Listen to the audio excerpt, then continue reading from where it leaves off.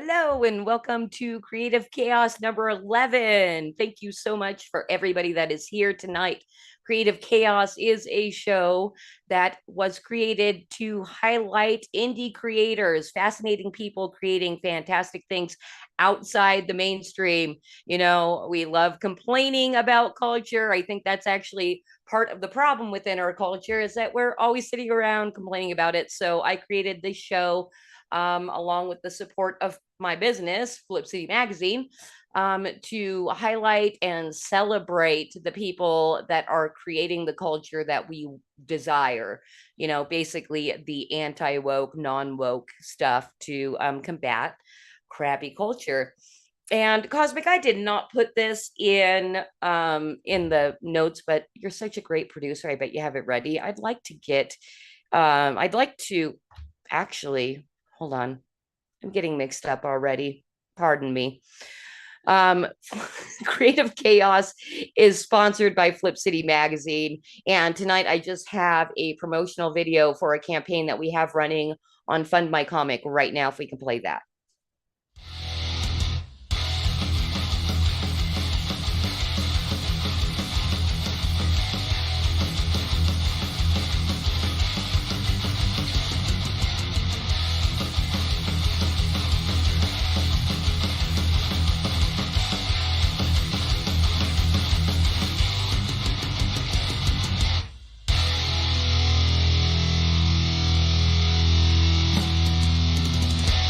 Flip City Magazine is just really pulling out all the stops, man. Your guys' production value of this magazine has gone insane.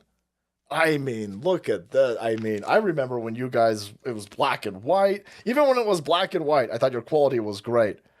But damn, they just really stepping it up a notch. Look at this. James Corbett, boys. James Corbett. Genuinely cutting, but also funny and obviously just chaotic and very fun. I love Flip City. It has brought new types of badassery and integrity to the print medium.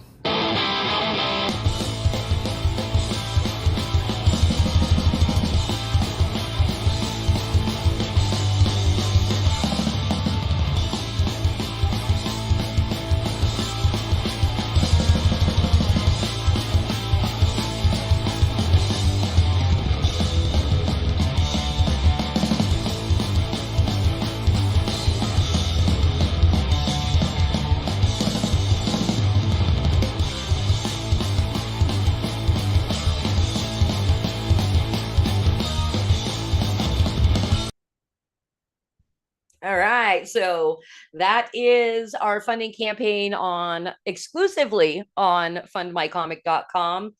And I dropped the link in the chat for anybody that wants to go pick up volume 19, which is already published. We've got it right here. Volume 20 is still in the works, and we combined both the issues for our current crowdfunding campaign exclusively on Fund My Comic.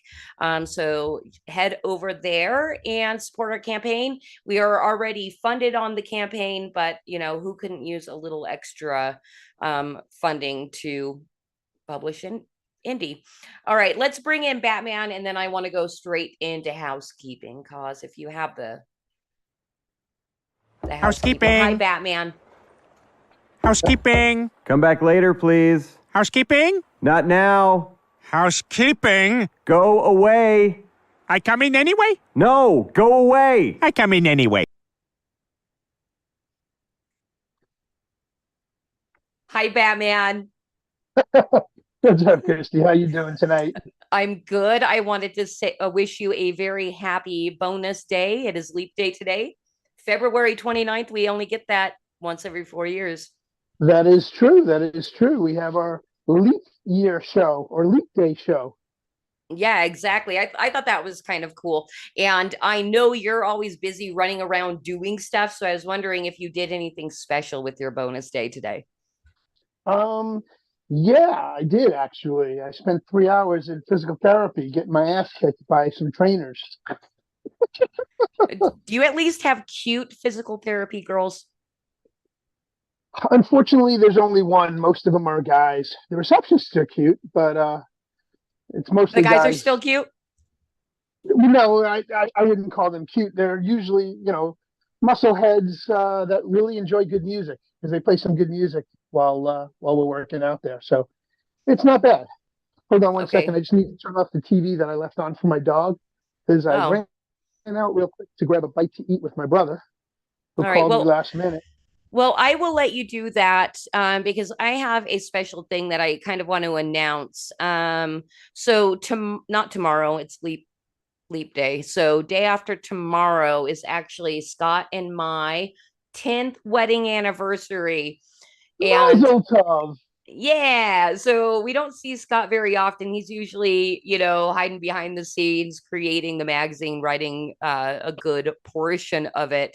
Um, and this is a promotional picture of us that I forced him to take with me. And it's been my honor and privilege to be married to this man. He makes me laugh multiple times daily with his endless comedic takes of the daily horrors we see unfolding in our sick society. I think laughter helps us stay healthy more than Amen the to that. apple a day, right? So, Amen to that. we deal with the mess by laughing at it. That's kind of the purpose of Flip City. So Scott is the mad man and mind behind Flip City, and because of our shared passion for truth and justice, it's been our combined pleasure over the past 4 years to help our paper baby grow and thrive by presenting it to anyone that might think it's cute and want to have some laughs with us. So, seriously, this magazine is basically our entire existence.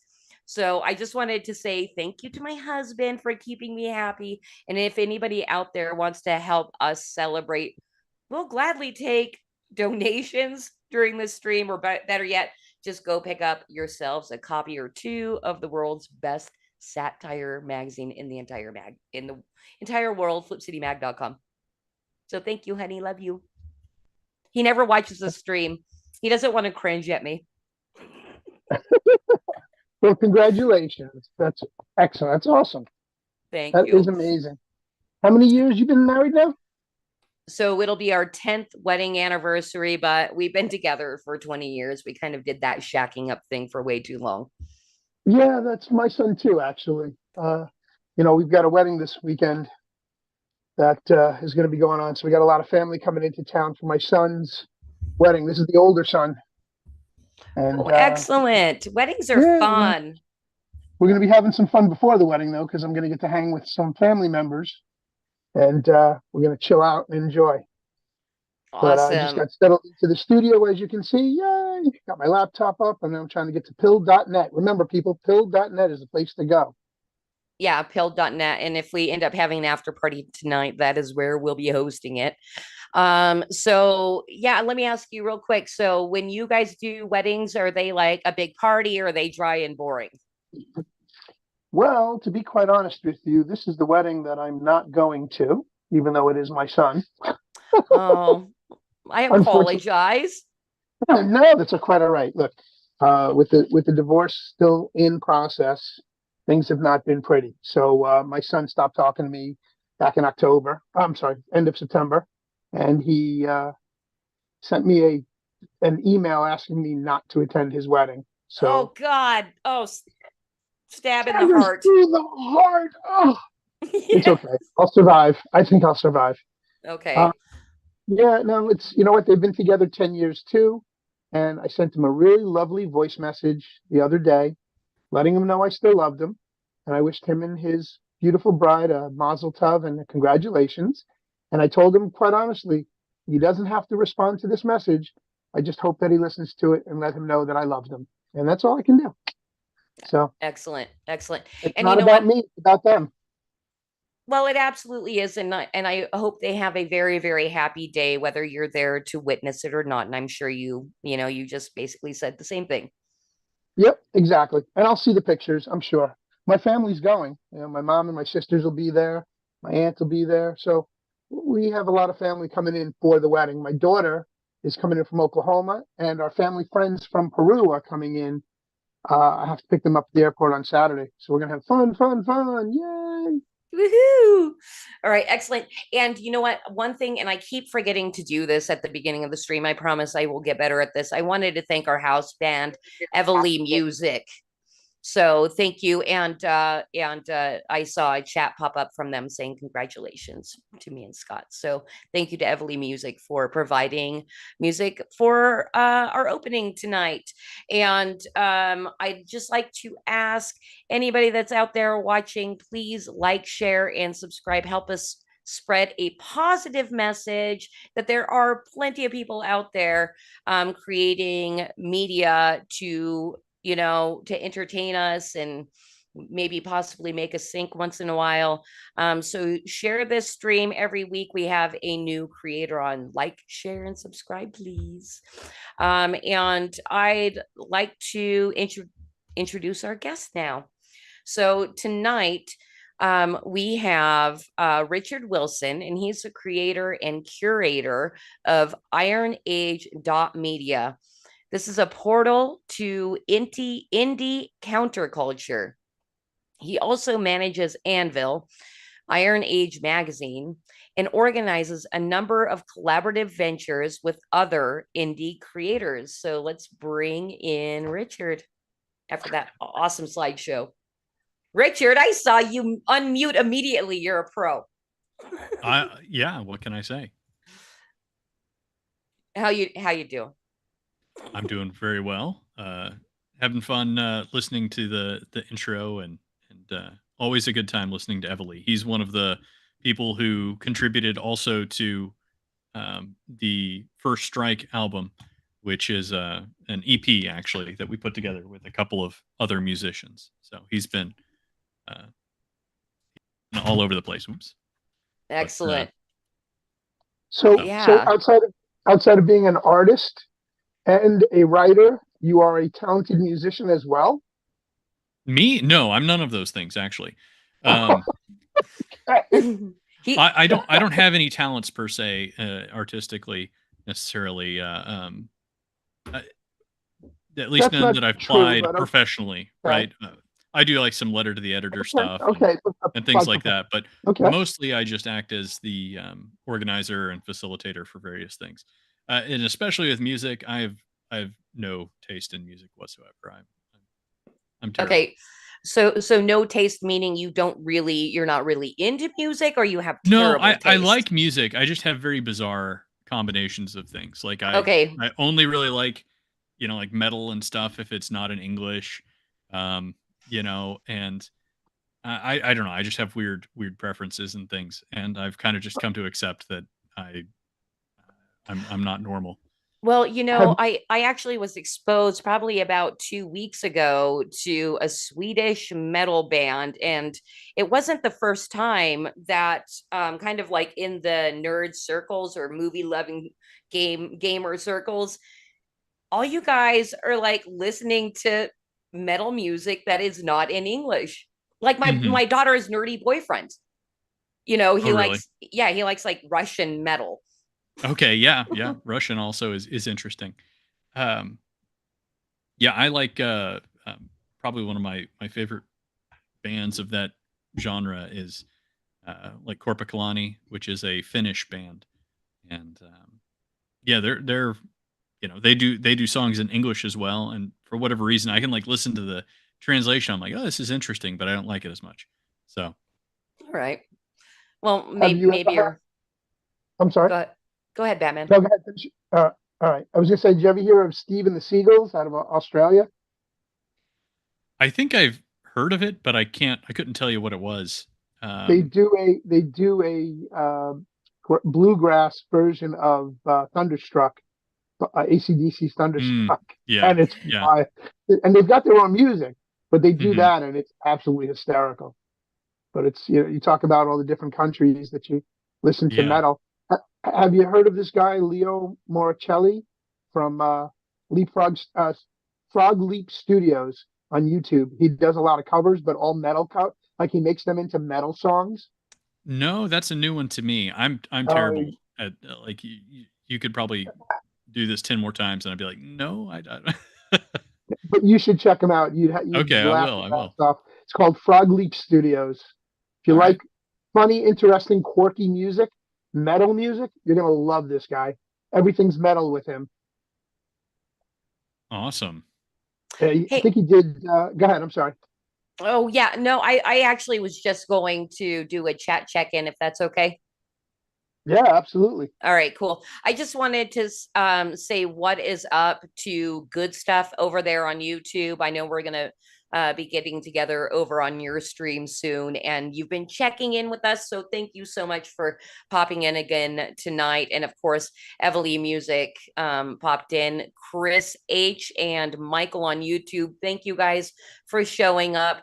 And actually, Richard, I need to thank you for sharing the stream on your Twitter. Yeah, I almost forgot, to be honest with you, because I didn't get issue 3 until this morning, and even then it wasn't until a little bit later, because this is like there's been several consecutive days of it'll be ready tomorrow morning.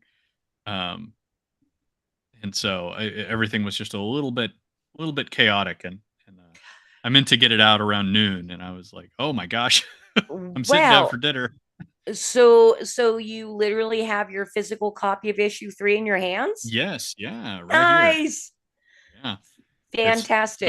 nice bright colors. The first proof was a little bit oversaturated, so Do you it's want to do a quick flip? Just like flip real quick? sure. Let me see if I can't get this. I'm gonna try and figure Yeah, out what the thanks, best way to Cos. do this would be. We got this. All right. Come on, focus, camera. Oh, I see it. I see it. It's in focus. Look at that. Pages and pages, you guys. Anvil magazine. Wow. And that is a perfect segue into just let's talk about Anvil. Like, why did you create it and what's its purpose?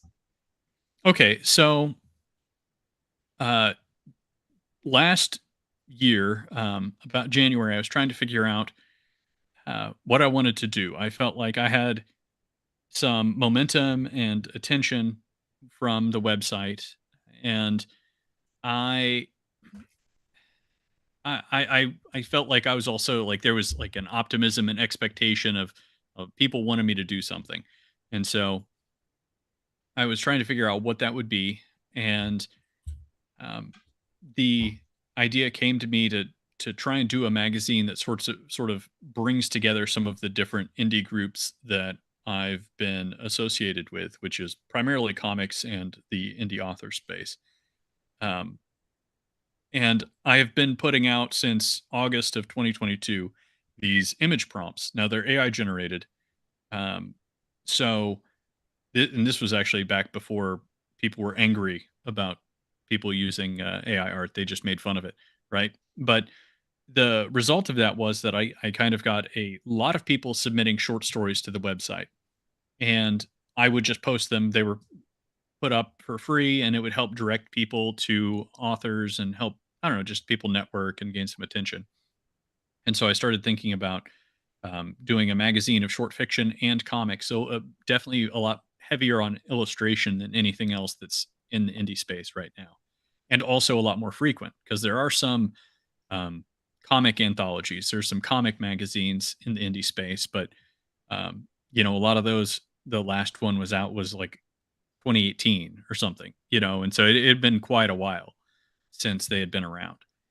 Um, so yeah, I just kind of started rolling on it. Opened up submissions, and one thing led to another. And in the first issue, I was very fortunate to have Razorfist reach out to me about putting his 10-page preview of Ghost of the Badlands in the magazine, and that was definitely a major help in getting everything moving on that first issue. And then since then, I've just had a lot of great comics and short stories submitted. So it's been really great working with Well, everybody. well, that's fantastic. And, I feel like maybe we even jumped ahead for anybody that doesn't know who you are. You had mentioned that, you have this website that basically feeds into the magazine. Did I understand that Well, correctly? somewhat. I do. So the prompts, there's up to, normally there are about 30 plus prompts that people, or there's one prompt a week, and there's usually about 30 overall submissions to those. There's no um, there's no selection process on my end with what goes up. If you write a prompt or you write a story for a prompt, you send it to me, I add it to the prompts archive, right? And so people can just kind of go through and look at pictures, and then they can find stories that were inspired by those pictures, and then maybe find authors that they enjoy. That was my thinking. And so I've been doing that for a while. Now, what I've kind of done as part of a tradition that I'm continuing with the magazine is I always select two of the prompts from the past few months, essentially, and or two submissions from the past couple months, and I include those in the magazine. And uh, so it's another way to get into the magazine. But yeah, So I'm mostly sorry, I just accept submissions and then filter them like a normal magazine would. real Hey, quick. JVP. Sorry, go ahead, Batman. No, that's all right. I just wanted to ask. This reminds me of the old 50s and 60s pulp magazines, Yes. and I am really I loved that style when I was a kid. And I'm the tail end of the boomer generation, whereas Christie's more of Gen X, and so are Mhm. you. I know, I gathered, but it's like to be able to get a pulp fiction style magazine again, just a pulp adventure magazine like Mhm. that, is amazing, and I'm very thankful that you're doing this, because I was big into the underground comics and the indie comics when I was a kid, and so I'm literally a whole generation ahead of you with that, and to see its revival now with what you're doing and what the underculture is, or the counterculture, if you will, because it Mhm. is a counterculture of its own right against Yeah. the industrial corporate comic industry. And I love that about what you do. The homogenized slop. Um, two things that I'll say to that. One is that there has actually been kind of a pulp rev, um, and then Yeah. pulp revival sub movement that, I think it got started back in like the 2015 ish time Yes. frame, and it's I would agree with subsisted. that. And then also like Kursova magazine is somebody that I was a fan of before I started this magazine. I really, you know, uh, like I didn't want to step on his toes. You know what I mean? I didn't want to try and place him, but he does a very concentrated, I would say, specific style within pulp, like the classic pulp writing. But he doesn't do illustrations for, it's just not the style that he's developed.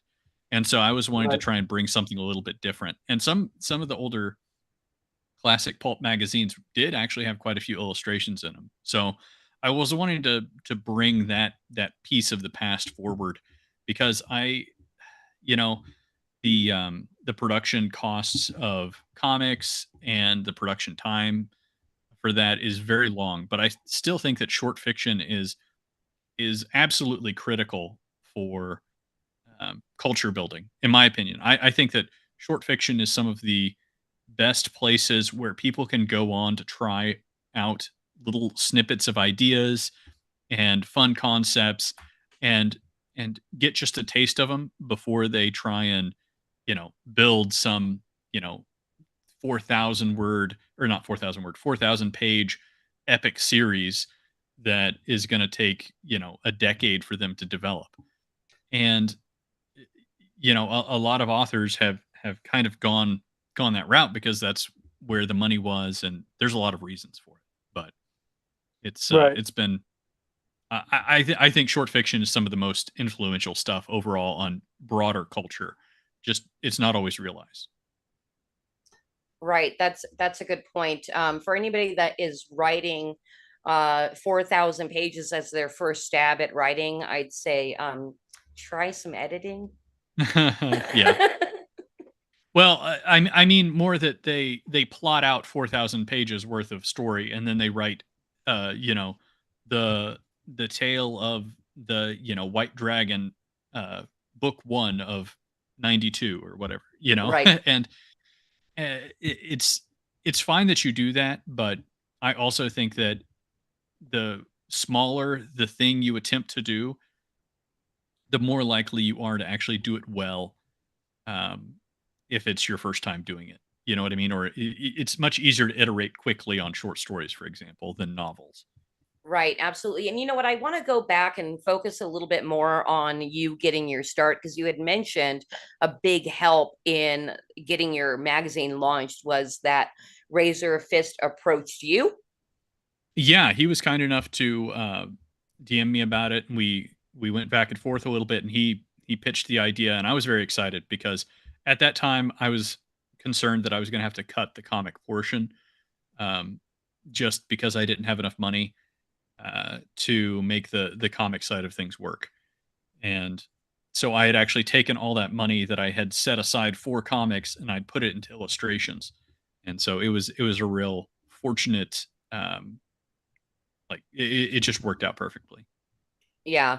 Well, and that's a similar, not exactly the same, but it is with us. We were able to get our launch because we were able to garner the attention of Hmm. people on social media that have large followings and a very dedicated base to come and support what we were doing as well. So that's something that I kind of like about your story is we have kind of a similar thing with Flip City. Yeah, very much so. All right. So, hey, Batman, were you raising your hand earlier? No, I you're asked him what I wanted to ask him. okay. You're just participating in chat now. Yeah, I'm jumping back and forth. I'm listening and I'm just engaging with the chat. Boiling Point Live was just mentioning how he's a he's a tattoo artist and a graphic designer, and that people don't realize how much detail goes into the work that they do. Well, absolutely. You know, I feel like as far as like the mass consciousness of non-artistic people go, they there's still this stigma like, well, if you're just drawing pictures, that should just be your hobby. You shouldn't expect to make any kind of living Mm. doing that, you know. That's Yeah. bullshit. But whoops, did I say that out loud?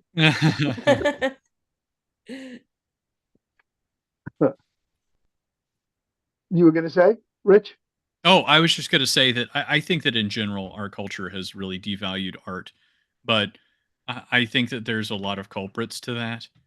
Um, in no small part because like a lot of art has just become a means to an end because we live in such a very commercialized, corporatized world that Yeah. artists there's lots of artists who just went on and they decided to learn how to draw by copying a YouTube tutorial or something else, which is fine. Um, but Whatever it takes. then they went out and they were like, okay, I'm going to draw what's popular, and then I'm going to draw whatever gets me attention. And I'm going to draw whatever gets me work. And I understand doing what you need to, but I also think that a lot of people need to stop and figure out why they're doing what they're doing. If it's for a creative endeavor. I don't ever blame people for making their buck, but well, sometimes I do, but for the most part, artists are not those people. So it's I think that we need to more broadly kind of just value the creative process and value um, the the effort that goes into actually developing something, and getting something knocked out at the end of the day. Well, there could be in society as well, as far as like non-artistic people go, or people that don't quite appreciate the artistic process. Maybe there's a tinge of jealousy there as well. I think most people, I would say broadly, our culture does not value work at all, and they certainly don't value um, quality. I don't know if you've ever read the book. It's a strange one, Zen and the Art of Motorcycle Maintenance, but it's Doesn't a sound like my thing. it's very odd. It's about a schizophrenic guy who goes on a motorcycle trip with his son, um, and it's he's basically crazy and has a crazy guy who's obsessed with the idea of quality um, in his head and goes to all sorts of extreme lengths about it. But a lot of his diatribes in that are very interesting. In that this was written back in the 70s, and even then he was saying that like people no longer value quality in the same way. And I think that kind of like big Q quality, like doing a task as to the best of your ability, is just not something that people, um, you know, appreciate. I say all the time, good enough for who it's for. If I'm just getting something done, but there needs to also be an understanding that like you can take a strong sense of quality about almost any job and try and do it well and Right. appreciate it from that angle.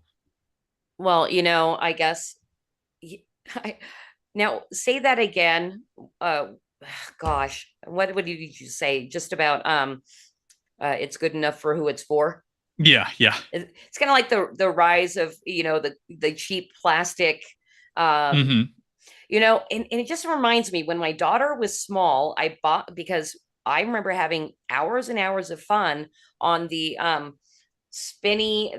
Gosh, I can't remember what it's I called. know what you're talking The about. sit and spin, the Yeah. sit and spin. So I'm like, oh, I'm gonna get my daughter a sit and spin, and it was a piece of garbage. I Hmm. mean, a 2-year-old could not spin on it, but the one I Yeah. grew up with, dude, you could fly yourself off and break your neck, Hmm. which was what was fun about it. But with that, we're the main consumerism is you're buying a piece of crap that's going to last you maybe 6 months, but it has also opened a gate for the artisans to really make quality work. It's just you can't Hmm. get them in the shops anymore. You have to seek Yeah. out the Well, those quality. people have to be self motivated. You know what I mean? Because at the end of the day, there's still not a lot of. I would say the average consumer is still happy enough to accept something that's at least three quarters garbage, um, you know, and just deal with the consequences in another 6 months. Whenever it breaks or whatever. And Right, until absolutely. that's kind of like cultural, that mentality changes. I don't think Yeah, I wonder it will if change slowly over time. You know what I do mean? you Because I think kind of think so? we're in the bottom. Yeah, I think it will. Okay. But I don't It know. changes with society. Mhm. It changes with as society's cultural norms sway and ebb and flow. So does the counterculture, and it's nice to see this resurgence, or as you call revival, of this type of entertainment and art coming back, especially when everybody's so fucking addicted to their damn little computer in their hand. And phones got smarter, people got dumber, and they they they follow what they're being told to follow. Whereas Mhm. you find a lot of people in the counterculture are very much anti. Um, Ma- mass my sheep movement. Anti format. Yeah. Anti Yeah, what? yeah. Anti formulaic, I guess. I don't know. Yeah, and It's just that's actually sometimes a gripe that I have, which is like we don't need to reinvent the wheel all the time in every way. thank you. And Thank you. sometimes if it works, it works. And I don't know. I have seen one thing I've tried to do with a lot of this is use entirely, parallel economy sources for the website or for billing and for all the you Nice. know, and it's like that's nice, but unfortunately a lot of those are just exist to fleece the people who are trying to do the parallel economy. You know what I mean? It's like, Right.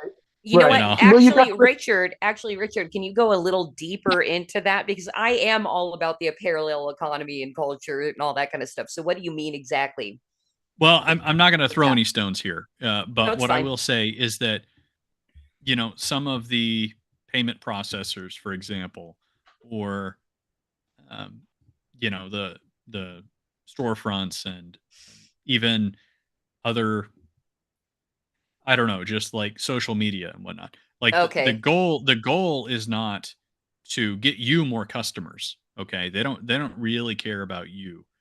They don't care about whether or not you succeed or fail as the person who theoretically should be building the parallel economy.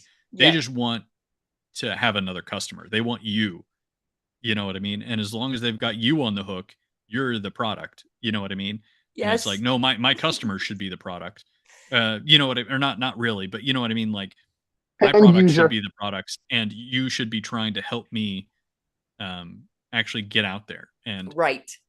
like I was looking at thing, um, an advertising site, and I started looking at this, and I went, my God, they're just gonna want to charge me to use this.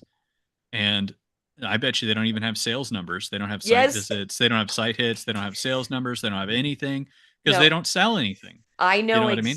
I know exactly what you're talking about because yeah, I've done a lot of hit and misses within the whole parallel economy because it's kind of like, oh, we're going to help each other build and grow and things like that. And then I look at their rates and I'm like, this is absolutely ridiculous. Yeah. I I know your audience is not that big to justify these rates.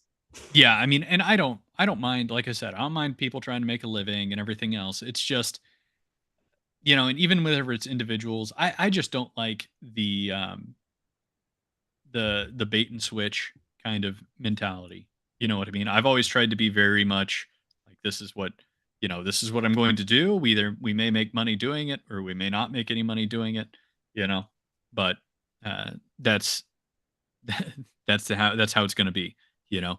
Right. And there's no subterfuge. I had somebody who was very frustrated with my contract for Anvil, which is uh, I actually, the initial contracts were still had some pretty large holes for abuse if I were to try and do it. You know what I mean? But Mhm. since then I've revised it and tried to make it less and less predatory. But the original like boilerplate publishing contract is insanely predatory. You know, We know. Yes, we do. it's We've worked crazy. with we have worked with plenty of boilerplates and have owned in our own contracts as well. So yes. Hmm. And so it's But but really, yeah. Richard, I'm just gonna say, like as far as the like mainstream industry goes, it is freaking predatory. You know, Oh yeah. the publisher goes for everything you can possibly get and Hmm. cut every throat you can along the way. Yeah, and that's why whenever I'm like, okay, like, you know, do you what is your concern? What can we do? Is there an actual problem here? And people have said, hey, this is actually like, I'm not going to sign this because this is, could be a potential problem depending on how you read this. And I'm like, well, it says, not anything that's not covered by this isn't. And they're like, well, you need to put it in. I'm like, okay, I'll put it in. You know what I mean? That you explicitly do have this thing if you're concerned about it. It's probably better to have it. So, I'm trying to, kind of work my way towards having good contracts and good business practices because at the end of the day, I feel like if you just want to go out and be a terrible human being and do things that are soulless, like corporate America is already there, and that's the better way to do things anyway. You know what I mean? Like if I wanted to sell my soul, I could make a lot more money doing it, a lot less effort that route. Right. Completely understood. Hey, I think it might be time to head into our first segment, but I just want to do a quick chat check in. What is up to Boiling Point Live and the Hawk for popping in over in Pilled and saying hello? I see my friend over on Rumble, my Canadian friend popping in. Trenchmouth, what is up, brother? Thank you for coming this week as well. And I lost a screen here. Everybody, bear with me. I don't think anybody's over on Odyssey. So, and then JV Music, I am assuming that is somebody that follows you, Richard. Yes. Well, he's a very talented musician. He's also on First Strike, so he did. Oh, And you know what? Please give us just a quick rundown of, because we kind of like started with First Strike before we even Yes. talked So about First Anvil. Strike, yeah, First Strike is another project that I started up with Jacob Kalta, who is the uh, layout graphic designer for Anvil and does a lot of the interior work there. But he's a multi-talented zoomer. Actually, he's one of the good ones, and um, I know some of them. yeah, and so he's been doing all sorts of things, um, up to all sorts of different mischief. But he came to me with the idea of doing an EP, kind of a music showcase, in the same sort of theme of Anvil, which is that stepping stone into the indie zone, and a place where you can go and get a taste of different types of things, and then pursue what you're most interested in. And First Strike was, let's see, we started back in August. It's taken it took a little while to come together, but um, at the end of the day, it's a fantastic little 6-track EP with 5 artists, or 5 musicians on there, and all of them did a killer job with it. All right, fantastic. And that is part of my mission with this stream in itself, is to highlight as many indies as I can in any given Mhm. stream, and why I love our house bands. And I'm pretty darn sure that Evely sent me JVP's music, and I've looked at it, but he sent me several, so I couldn't say exactly which one it was, but I enjoyed everybody. And you guys will be featured on Creative Chaos within the next couple months, I promise, if you're still around. Awesome. Yeah, JVP also has a great audio comic that I think you should check out. So Okay. there's a lot of talent over there. You hear that, And where Batman? An audio comic. I know, I heard that. That's why I was just going to chime in. Thank you. Where can I find that audio comic? Over on JVP Music's YouTube channel. So if you just search for JVP Music in YouTube, I believe it'll come up, and start with Ruthless number 2. The first one, uh, he was still kind of getting the feel for how he wanted it to go, and I've heard him say, start with the second one. Hey, I and found it. I have it up. oh, good. I have it Wonderful. saved. I will check it out. Ruthless live with JVP Music. Critical Uh, Blast. Is there? no, that's Critical Blast. Hold on, I'll You know find the what? link for you. Hey, Batman, also, I have the links sent to me so I can share after the stream with you as well. That'd be great. But we should share for our audience as well. No. Mhm. Oh, well, yes, of course. I'm not prepared to do that because I don't have much computing power. So I'm not going to mess around with links right now. Got it. I found it. JVP Music. I just subscribed to their channel, and I will find. You said it was. What was the first one to watch? Ruthless number 2. Ruthless. All right, fantastic. Well, you know what? I think we're going to Thank go you. ahead while you do that. We're going to run into my first segment, which is the mansplain segment. All right. Eventually, we're going to have a much better stinger than that. But so, Richard, you don't know much about me, but I don't know if you know this. I'm a woman.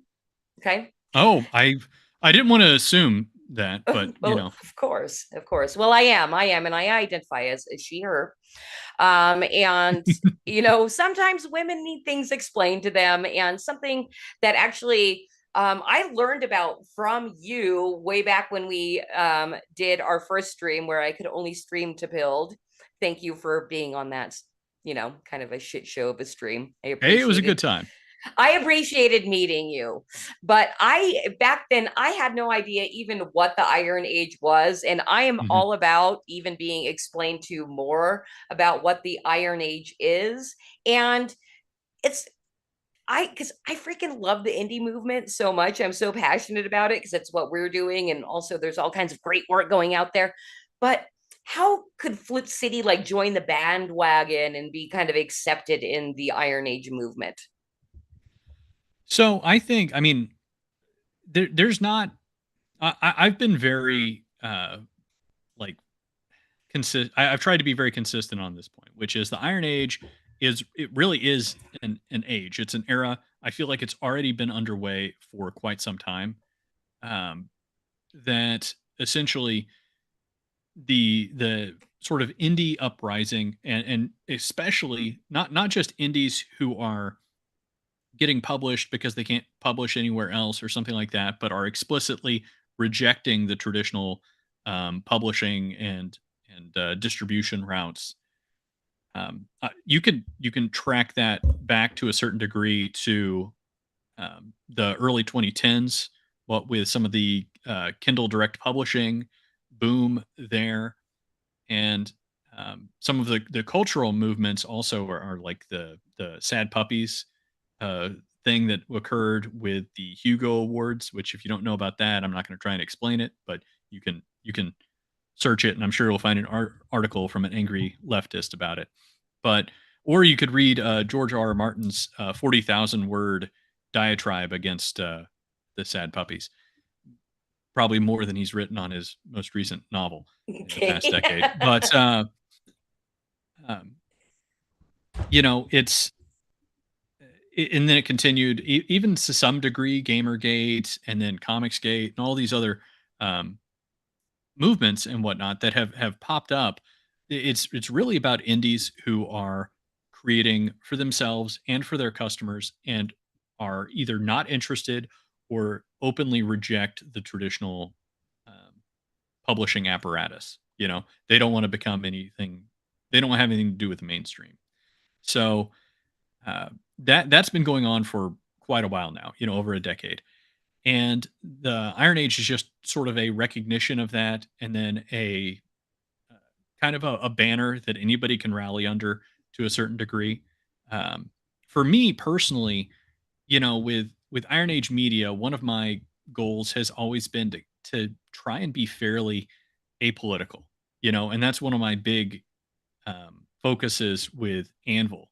I think that a lot of the right nominally has done well with memes. You know what I mean? The whole left can't meme uh, concept and things like that. So I think that the right wing humor side of things has also been a good spot, and you guys are a good example of this, where uh, more humorous uh, uh, things have taken off. Babylon B, for example, it's like that's probably the biggest, one of the highest profile satire websites out there. Um, Well, and I gotta say though, a lot of right wing is quite cringe. yeah, it The, it definitely gets that way, and that's part of the yeah. problem, is that I think that there's also this tendency within the political right, and a lot of the humor that's developed from the political right, to still remain focused. And you could say this. I also feel like this is very true of this is kind of what hampered a lot of Christian media back in the day. Um, VeggieTales probably being somewhat the exception to that. But they started with the message, and then they started bolting on things to it to try and make media. And it's like, no, you're making propaganda, and you can, like, obviously the left does this all the time, and you could be um, like basically what I'm saying is that personally for me, whenever I look at things, I'm always looking for people who are trying to pursue that idea of quality rather than push any kind of ideology, whether it's right, left, or something else. And so I think that's been a problem that people have experienced on the right, is that it's like, well, they just keep focusing on the politics, and it's like that's not how you get quality at the end of the day. I would agree with that. Okay, So fantastic. So no, but basically, I was gonna say, I think, but I like I was gonna say, but with Flip City, I think that you guys have taken um a very strong, consistent, like, humor first, lampoon everything as much as you can uh uh, angle. believe me, we've lost a lot of subscribers when we've poked the wrong bear. Basically, Yeah. it's like if there's sacred cows, they must be slaughtered. and oops, sorry, we slaughtered your sacred cow. Mhm. But it's not so good for our bottom line.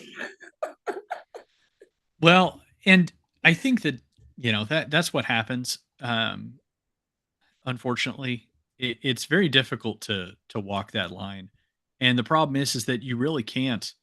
It used to be that the big publishing apparatuses existed to kind of protect and I don't know about protect the artist. It was always to make money at the end of the day, but you did have some sense of wanting to protect some of the ideas that were being put forth and allow this room for expression, because if you don't, if you're not out there kind of trying different things, then you're very likely going to get bogged down into a you're going to be stuck in a rut.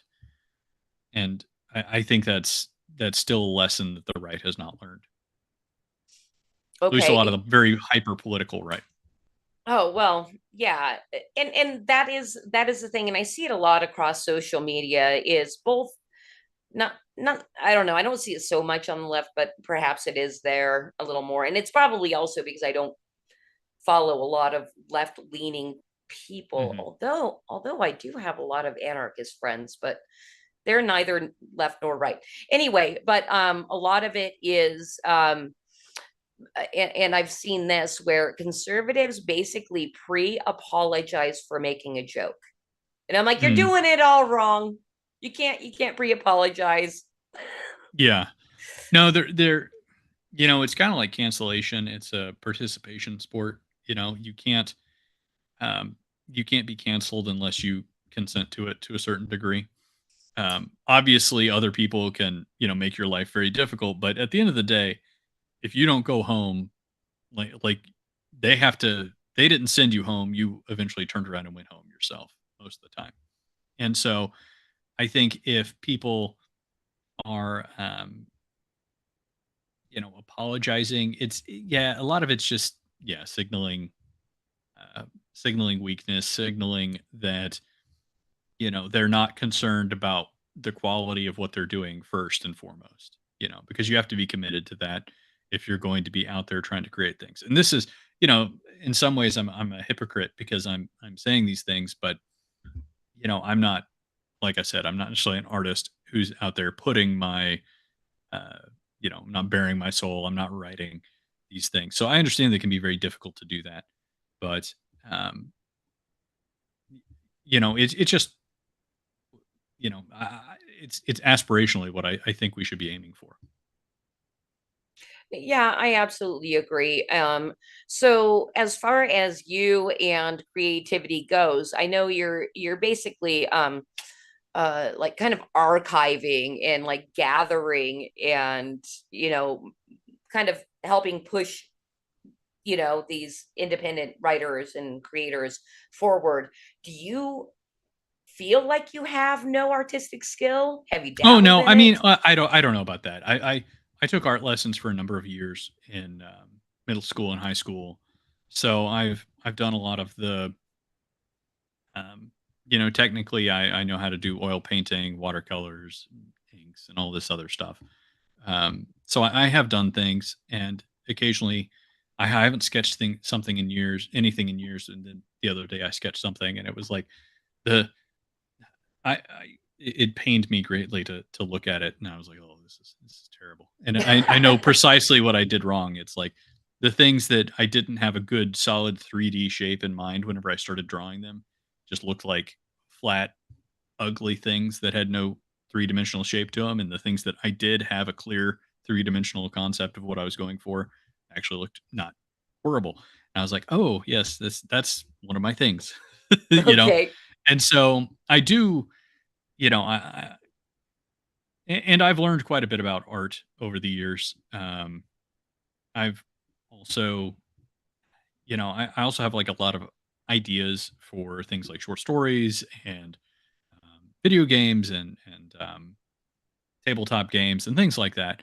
And I might try to bring some of those things to market in the future, but I just kind of feel like with the way that things are right now in the indie space, the thing that's actually needed is Anvil, you know, and the demand for, yeah, you know, another person trying to figure out how to make their, you know, their tabletop RPG work, or their, you know, video game work, or their novel work is, you know, I'm not saying that people shouldn't try. I'm just saying that I have a lot of different things that I could be doing, and I'm trying to do the one that I think is most useful right now. Okay.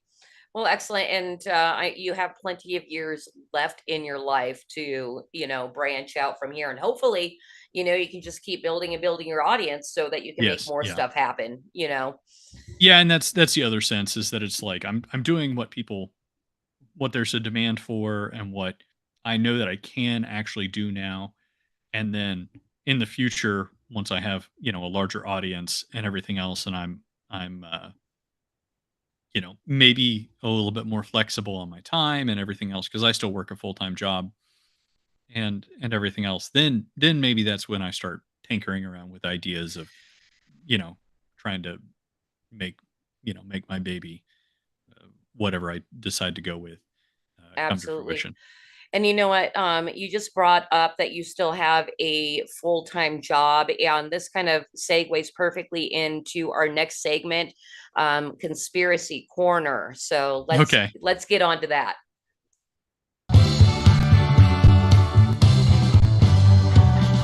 I wanna live with a conspiracy girl. I could be prepping the rest of my life with a conspiracy girl. Those weren't even. All right. So Rachel, Very nice. thank you. I've got my protective tinfoil hat on because I may need this. Now, normally I use this segment to force my guests into exposing themselves as the crazy conspiracy theorists that they are.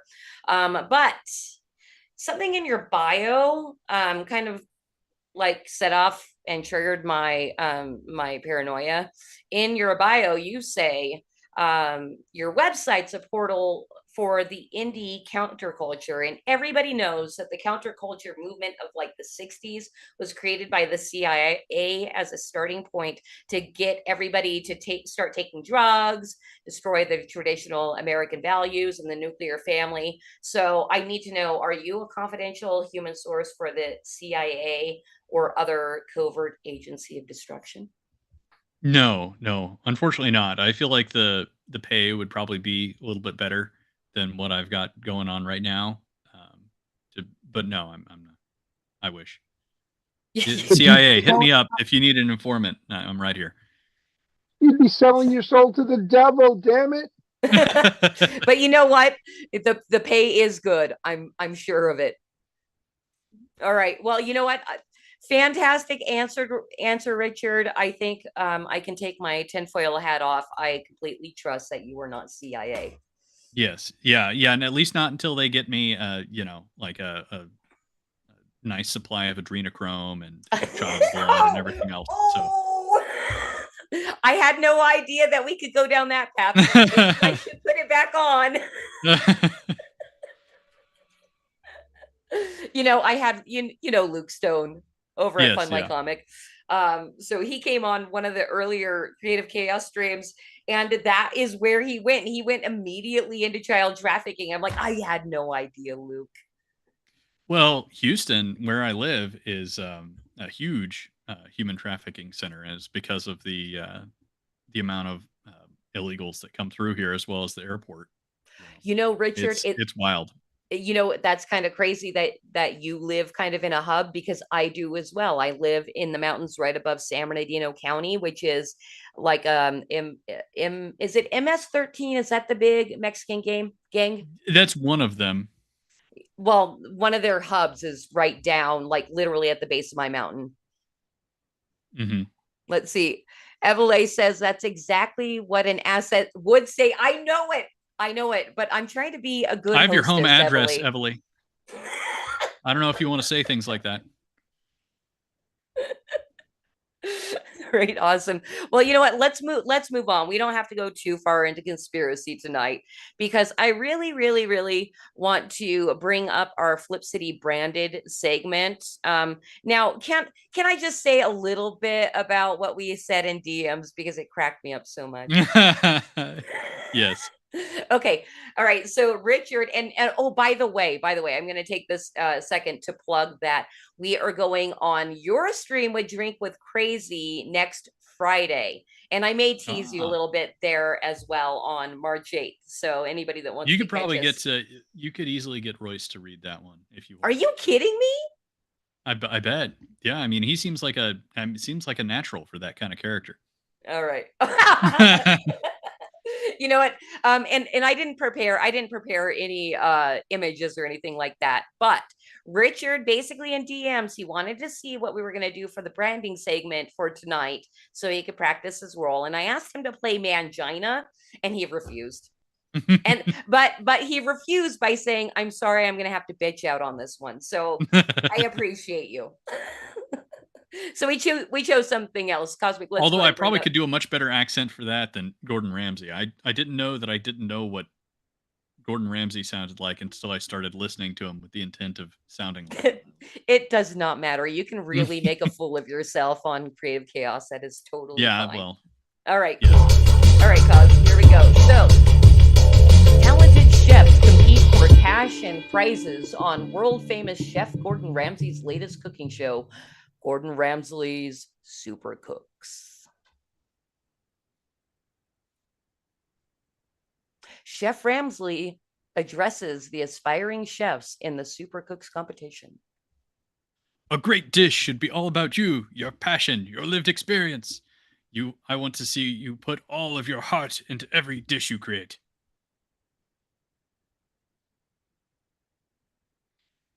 You have 30 minutes.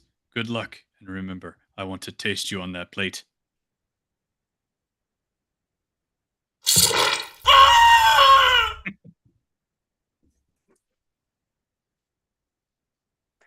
Thirty The heart minutes is a little bit later. gamey, but the chimichurri sauce is delicious. Well done.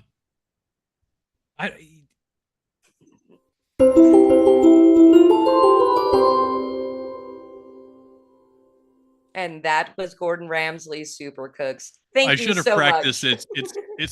It's fucking raw. Hey, that wasn't bad. In fact, we've had people in the past ad lib. So you really could have said whatever the shit you wanted. Okay, well now you tell me. Well, you pissed me off by not being Mangina, okay, man? Yeah. So I'm really I listened to Gordon Ramsay say, "I deserve crispy skin," like 10 times, and now I can just hear him say that. But thank God I don't have to do my bad Australian Gordon Ramsay anymore. So. Oh, was that what that was? I don't know. It was vaguely. My wife was heckling me. She was not providing useful feedback. No, I love her because I can't do accents for shit, except for all of my accents are basically Australian. I think that's when people can't do accents, you revert to Australian. Yeah, I like to just be like, haha, I'm being intentionally stupid. It's good day, mate. And then it's like, oh, you're British, okay, good day, mate. Yep. How I top of the do. kangaroo to you, or whatever. And yeah, I know. Not put any effort in. I know exactly what you're saying because both my husband and daughter can do multiple accents across the board, and mine all sound exactly the same, and I get goofed on, but it's just kind of our family dynamic. All right, so I think that pretty much does it for our mainstream over on YouTube. I don't know if you want to stick around and do any kind of after party with us, but I just wanted to do a last check and see if anybody else came. Probably not because I got a tiny audience. You guys share and like this. Evalie, thank you so much for sticking around for so long and basically being the only person that was hanging out over on YouTube. Good stuff. If you're still out there, I'm looking forward for when we stream together. I'm looking to make friends, man. Both in the Emily's awesome, and he's got a lot of fun stuff coming down the pipe as well. So I'm well, excited to see what he comes up with. you know what? And I'm excited to like build a friendship with him as well because our DMs over on Gilded have been very friendly and nice. That is something that's freaking awesome about the indie movement. Actually, you can meet all kinds of awesome creatives. Yeah, I will say that kind of my corner of the Iron Age, I feel like has a lot of very, a lot of very friendly people who are committed to kind of the being better than a lot of the negative, angry um, stuff that is more common and more popular for better or worse on the Yes. broader Okay, indie culture. I believe I know what you're speaking of, and that's the thing. I see drama and I run away. I'm like, nope, Yeah, oh yeah, very much so. I'm nope. more meaning like the critique critic culture. You know what I mean? Like on YouTube, everybody's angry about She-Hulk, everybody's angry about Rings of Power. I understand that drives eyeballs, but I think that especially my little kind of like the little corner that I've become associated with is very much kind of interested in that like positive, like let's create something, let's do something, and let's lift each other up and all that other kind of like hugs and kisses bullshit. So You know, it's nice.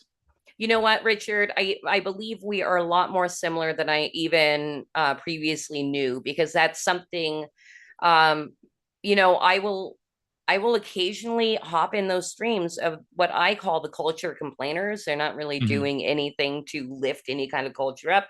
They're just complaining about the mainstream and I can't hang in there. I'm like, it'd be really nice to like to be able to like capture this audience, but I can't sit here in this chat. I can't sit Yeah, here I in just this don't chat. care. I don't know. I just don't Yeah. know. I mean, I like a lot of the people. I forgot to grab it, but I have issue 19, and I was reading a little bit of your talk with Nerdrotic, for example. And like I like him, and I will listen to him sometimes, but I just can't. A lot of the things that his audience cares about, I just don't. You know what I mean? I'm just gone. I've checked out, Mhm. and I. But at the same Do you time, feel do you feel that's because he's too commercial based? Because he's reviewing the commercial aspect of the business as well as politics, that he's mixing the two up? no, not necessarily. It's just you know. I would almost say that that's probably some of the more interesting stuff. It's just the content that he covers. You know what I mean? A lot of times, I just don't. If it's a mainstream property, um, I just I don't know. I just Tune rarely out? consume it. Yeah, I'm Right. largely Tune tuned out. out. Yeah. And No, and so I agree with you. yeah, Well, and that's the thing you did bring up that is what gets the eyeballs and the clicks is sure. And I basically mean, complaining. yeah, I mean, listen, if you and there was also, I think there really was a dedicated time for complaining. You know what I mean? And it's also useful because you have to be sort of speaking a language that people understand, and talking about something that they're interested in. The we're on the, I would say, like that fraction of the consumer base that's like the extreme early adopter. Um, so we're kind of, I feel like a lot of people in this space are in that, that frankly, like that 5%, that initial 5% of the wave. And the critic space, critic tube or whatever you want to call it, um, is really kind of responsible for addressing that second 20% of the bell curve, 20 to 40% of the bell curve, where people are realizing that they're unhappy and they're not sure why they're unhappy, but um, they're looking for community. They're looking for other places or resources. You know what I mean? And Hmm. so as they go into those spaces, they kind of figure out what it was that they were upset by. They figure out what it actually was that they liked in their old culture. Because I would say that, I was talking about uh, culture not valuing art or quality. Well, I mean, I think as a result, a lot of people don't actually know why they like the things that they like. Um, like they couldn't really nail it down. You go up to a person, you're like, what did you actually like about the original Star Wars movies? And they were like, I don't know, the lightsabers, I guess. I don't know. And it was like, well, there's lightsabers in the new ones. Why aren't you happy? You know, um, and and then what's they're being told by the mainstream is the only reason why you wouldn't be happy is that you're a bigot, right? And so, or a sexist or whatever. And they're like, well, that's not right. That's not true. So is there something wrong with me? And their role is to say, there's nothing wrong with you. This stuff sucks, you know? And so I think that's important because it helps the consumer start exiting the, um, well, there's Woke nothing wrong with culture. me. Yeah. It helps them exit the legacy media pipeline. And then, but it doesn't necessarily, and it gives them some tools to kind of start figuring out what it was they actually liked about those original um, properties, but it doesn't necessarily push them outward. And a lot of people, and this is the other thing that I will say to indies, and I haven't, it's kind of a new thing that I've been telling people, but guys, a lot of the audience in the critic tube space, they don't want to see your indie stuff, okay? Because they never liked indie stuff. They liked legacy media. They liked what was mainstream. They liked the popular thing, okay? And I know that sucks. It's painful to hear sometimes. But the truth is that while some of them are actively looking for new stuff to enjoy themselves, a lot of more of them are looking for people to tell them what to enjoy next, you know? Well, I mean And that's basically how, humanity works. it is. It is. I Yeah. mean, that's just the facts of it. It's called And programming for a well, reason. yeah.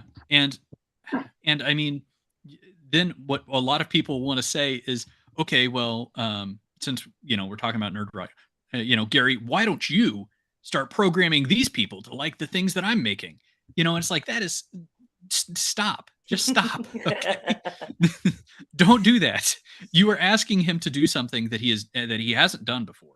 You know what I mean? He hasn't Yeah. picked winners before. He's identified losers, which is good, and he did it in an entertaining way. Kudos, you know. But that He's doesn't. got great video editors. Yeah, and so I mean, like he's done his own thing. That is radically different skill set, radically different set of interests, and frankly, a totally different customer base than somebody who's out there trying to find the next Star Wars, for example. And like don't try and force these people to be something that they're not, or at least something that they're not ready to be. And don't like I just in general try to say, like, just don't be angry. Like I just Well, think there's way too many people who are just angry, yeah, and and I you don't know think it's what? a healthy Yes. creative emotion. Yes, And and you they don't see know that a why they're lot angry. in the indie space. Go ahead, Batman. They don't know why they're angry. They know they're angry, but they don't know why they're angry. Well, they Well, want attention. well, they're angry Well, because it that's sucks. It's hard. yeah. You know what I mean? Yeah. Like, Right, but they're no, the I anger know is I know what you're saying though. Is that yeah, they look, haven't thought about what's going on in their own head, and I think people need to just do that more often. Yep. put positive energy back out in the world, you're going to get 10 times more positive energy back. You know So what? stay away from the negativity.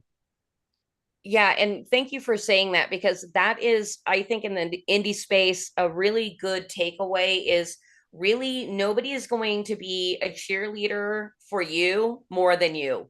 So you Hmm. do need to be comfortable with going out and building yourself up on the social media. And that sucks too, especially for artists. Yep. you know? So yeah, expect everything to suckity suck. But if you really love what you're doing and want people to know, go out and tell them Well, that, tell them you're awesome. yeah, and also, be the kind of person that you want to like actually interact with. Sometimes I see people going out there and, they, like I said, with the anger, there's a lot of people who are angry, but and there's, well, like I said, plenty of reasons to be angry about things. There's a lot of things going on in the world and in the culture and everything that just will make you angry. And but if you are an angry person, like, are you sure that like you would want to deal with you? And so you want to start building these groups. And what I've tried to do with Anvil and also with Tempered Records now is start building groups of people that um, maybe even if we're not working on the same thing all the time, like these are people that I know that I can work with, and I know that they have different skills and talents and things like that. And Anvil has been incredible for that because I've had the opportunity to work with a lot of different artists, a lot of different authors, and find people who are hardworking and fun to work with and easy to work with.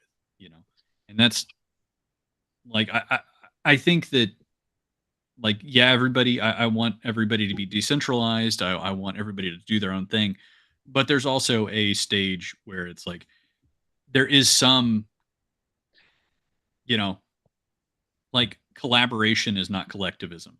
You know what I mean? Like, Hmm.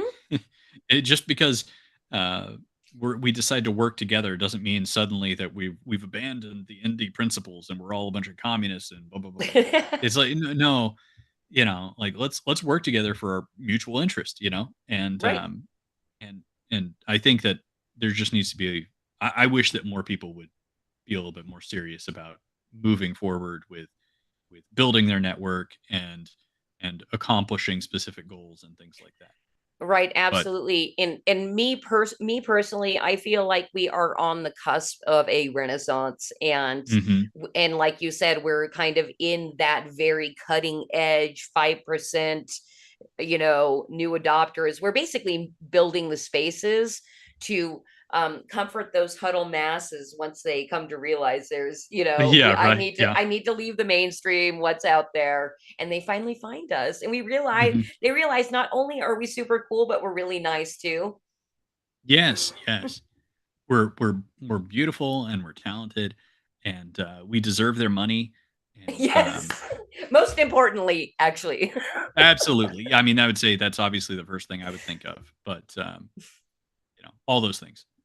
Right. Well, so good on you, Richard, for building spaces for indies to come in and collaborate. We're basically doing the same thing, but in a little bit of a different way with Flip City Magazine. We've been building our hashtag revolting artists over the last 4 years. So we're basically gathering the artists that don't mind being spicy and all that kind of stuff, and possibly a Yeah. little bit political. So we're a little different than you. You kind of push the Oh, political yeah, to and the I think side. that's another thing that I think is just so I think that there's so many people who really think, um, you know, that, oh, I understand that sometimes make a bigger pie. Like, sometimes people get upset about that idea because it's very, you know, out there, it's very optimistic, and sometimes there's not like a very specific plan for how are you going to do that, But the reality is that the way the internet is today, there's just tons of people on the internet, and even with our own little communities, unless you're just trying to fish in the same pond constantly, and you've decided that you're never going to you're never going to look outside, like, there are more customers out there. You know what I mean? Like, I see um, the idea that, like, even with Cursova, for example, who's probably a closer analog than Flip City, like, I like Cursova's great. They put out like tons. Their books, their magazines are huge compared to mine. They're like 150,000 words, right, or like almost 200,000 words, and mine are like 50,000 words. But it's got a lot of art in it. It's very different feel. And I have some of his artists that write, or not artists, but authors that write for me. And because of the work that he's done over there with his magazine, I'm able to benefit, and hopefully, you know, uh, vice versa, because I know that I've been trying to spread the word about Cursova as well. So, I think that there's enough people that have their own particular favorite flavor of this, that, or the other that, you know, as long as you're building the thing that you really want to build, um, that you're probably going to be fine. You'll be able to find customers there as long as you do it with that high degree of quality that I was talking about. Right. Well, and be willing to market yourself. Yeah, I mean, yeah, it's a lot of work. You got to be willing to put in the work and do the yeah, the put in the work is the very difficult part. Right. Absolutely. Hey, I think it is time to close out the stream, but I do have, and Cosmic, if you have this ready to go, something that we could not do at the beginning of the stream is a screen share. Because something happened this week that I need to ask my producer about, Cosmic Grandpa. So let me get over to my Zoom, see if I can screen share, but let me get this thing up real quick. Okay. So I'm going to screen share something. And Batman, you still there? Yes, I am. I just want to do a quick shout out. Yeah. Thank you, Paul Thaddeus, for the gold pills. Appreciate you, Oh. brother. Thank you very much. Paul Thaddeus, thank you so much for donating to our cause with the can. All right. So I just want to let you know, Batman, you told me and my husband needed to get out more often. And so we did. We went and saw a Zappa cover band this weekend. But something that made me really, really curious is, I'm going to share my screen here. It looks like Cosmic Grandpa. Are we sharing the screen yet? Are we seeing it? We are. But is that just my, hold on. That's just your notes. All right. Do we see it now? Okay. There we go. I was curious because I believe Scott and I saw Cosmic Grandpa playing the baritone sax. Oh my God. Cos, are you moonlighting? Cos, bring yourself out from under behind the curtain and show the world what you look like. I'm actually let me get myself here. I'm actually a you need to unshare. There you go. Oh, you have to unshare. There I am. Pay no attention to that okay, here he comes. All right. Here he comes. All right. So, I'd like to see if anybody in chat, but I know Bruce, who's been friends with you for years, says this definitely looks like you. Are you moonlighting, Cos? I actually play trombone. My daughter plays bari sax. So I would have had to have borrowed her bari sax to take that picture. You know what's funny is the trombone player in the same band looked a little bit like you, but the baritone sax was definitely you. So I just thought I'm gonna call you out. Nice. All right. Well, that was a fun way to pretty much end our stream. Let me just do one last chat check-in. Batman, you've been hanging out in the pill chat? I was, and I just locked myself out. I just knocked myself out of it. I'm looking for it now. Where'd it go? That is okay. I know. There we go. I know that Paul Thaddeus checked in and gave us a can, so thank you again for that donation. I don't believe anybody popped into Odyssey all night. I think we're getting real close to not. Hold on. Did I stop sharing, Cosmic? I can't see what's going on. You did not stop sharing. I was looking for a way to stop you from here, but I can't. I probably could. Hold on. Now everything's all messed up. See what happens when you give me control of anything? Anyway, can you just put us back on screen? Or is it just gonna stick on there? I am gonna try here. Give me just 1 second. Whoop. Oh wait. Let me undo this. Okay. Now we're back. I love you. Backspapers. I love you so Okay. much. Okay. We were back. No, we're not back. Hang on. But I think people can at least hear me, so I'm just going to keep talking. Let me bring. Wow, I have way too many tabs open. I want to thank Richard for joining us tonight. You can check him out at ironage.media or anvil.com. Richard, is that correct? Anvilmagazine.com. Anvilmagazine.com if you're interested in subscribing, or do you have an email list that people can sign up to so they know when you're campaigning and all that kind of good stuff? I do, but I don't.